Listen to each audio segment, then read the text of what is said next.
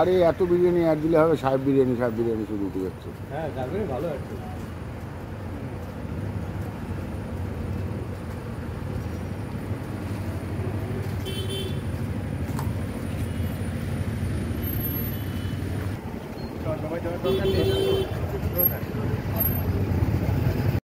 কোনো রাজনৈতিক দলের প্রতিনিধি হিসেবে আসিনি। আমি এখানে এসেছি এই বাংলার একজন সাধারণ নাগরিক হিসাবে। আমাদের যে ডক্টর সেল আমাদের এরা দেখভাল করেন, তারা যখন আসছিলাম বললাম আমি একবার যাবো, কারণ সেদিন রাত্রে এসেছিলাম, ভালো করে কথা হয়নি, একটা আবেগের তাড়না আছে।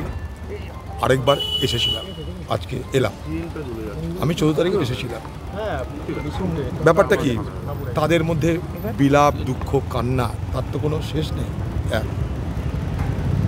তাদের একটাই দাবি প্রতিদিনের মতন, যে তারা তাদের হারানো সন্তানের, খুনিদের, ধর্ষকদের, অপরাধীদের বিচার চাই।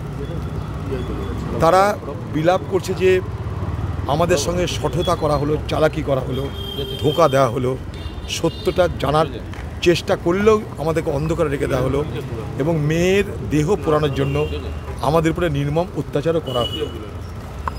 ঘরে মেয়েকে 1.5 ঘন্টা রেখে দেওয়া হয়েছিল।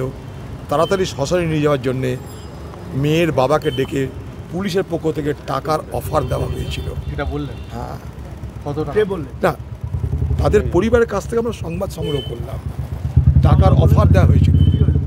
স্বাভাবিকভাবেই এই নির্মমতা, নিষ্ঠুরতা, কখনো মুখ্যমন্ত্রী এসে টাকার অফার দিচ্ছে, তার আগে পুলিশ টাকার অফার দিয়েছে, পরে তো মুখ্যমন্ত্রী টাকার অফার দিয়েছে।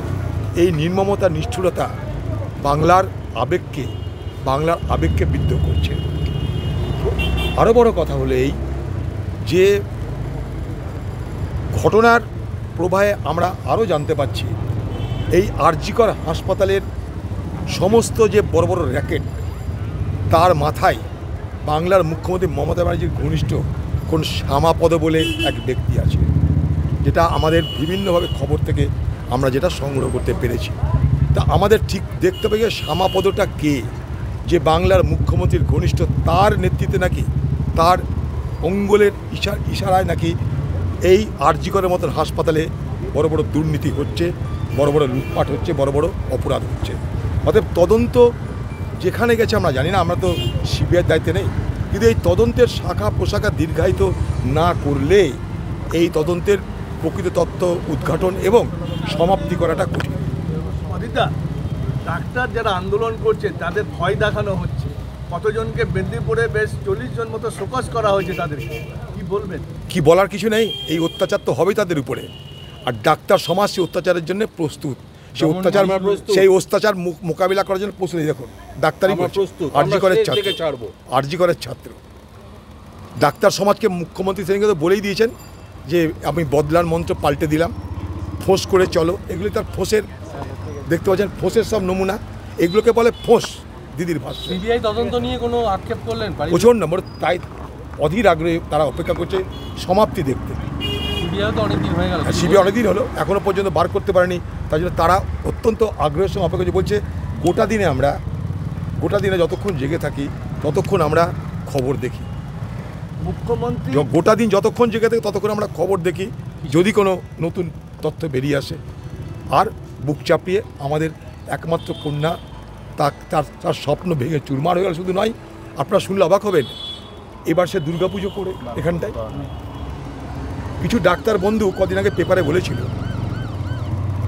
যে ধর্ষিতা নিগৃহীত হয়ে মারা গেছে অভয়া, সে তার ডাক্তার বন্ধুদের বলেছিল যে পুজোর সময় তোরা কিন্তু থাকবি, আমার বাড়িতে দুর্গাপুজো হয়, আমি ভোগ নিয়ে তোদেরকে খাওয়াবো। গতবারও খাইছিল।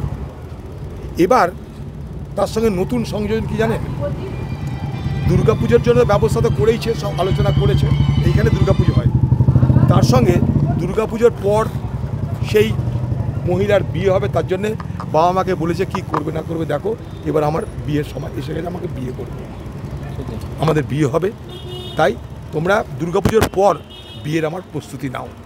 ভাবুন, সে মা, সে বাবার আজকে বিলাপটা কোন পর্যায়ে পৌঁছাতে পারে। তাদের ল্যামেন্টেশন, তাদের কোথায় পৌঁছায়, তাদের বিলাপ, তাদের দুঃখ, তাদের যন্ত্রণা কোন পর্যায়ে পৌঁছাতে পারে। দুর্গাপুজোর প্রস্তুতি, দুর্গাপুজো শেষ হলে বিয়ের প্রস্তুতি, সমস্ত পরিকল্পনা তৈরি হয়েছে। আরেকটা প্রশ্ন, কলকাতা পুলিশ একজনকে গ্রেপ্তার না, মুখ্যমন্ত্রী বাংলাদেশের কথা এই জন্যই বলছে, এই বাংলার রাজনীতিতে তিনি একটা বিভাজন তৈরি করতে চাইছেন হিন্দু মুসলমানের। তাকে বাঁচতে গেলে সাম্প্রদায়িক বিভাজনের রাজনীতি করতে হবে, এই হচ্ছে কথা। কিন্তু তিনি সব কিছু ঘুরিয়ে ফিরিয়ে আজকে পশ্চিমবঙ্গের ধর্ষণকাণ্ড, তার হত্যাকাণ্ডটাকে ঘুরিয়ে ফিরিয়ে তিনি যেভাবেই হোক নিয়ে যাবেন এটা টিএমসি ভার্সেস বিজেপির গণ্ডগোল। সেখানটায় বাংলার এই ধর্ষণ, এই খুনের কোনো তত্ত্ব সেখানে থাকবে না। তিনি চাইছেন বাংলার আজকের অবস্থাটাকে বিজেপি ভার্সেস টিএমসি করতে। গতকাল আবার দেখা গেল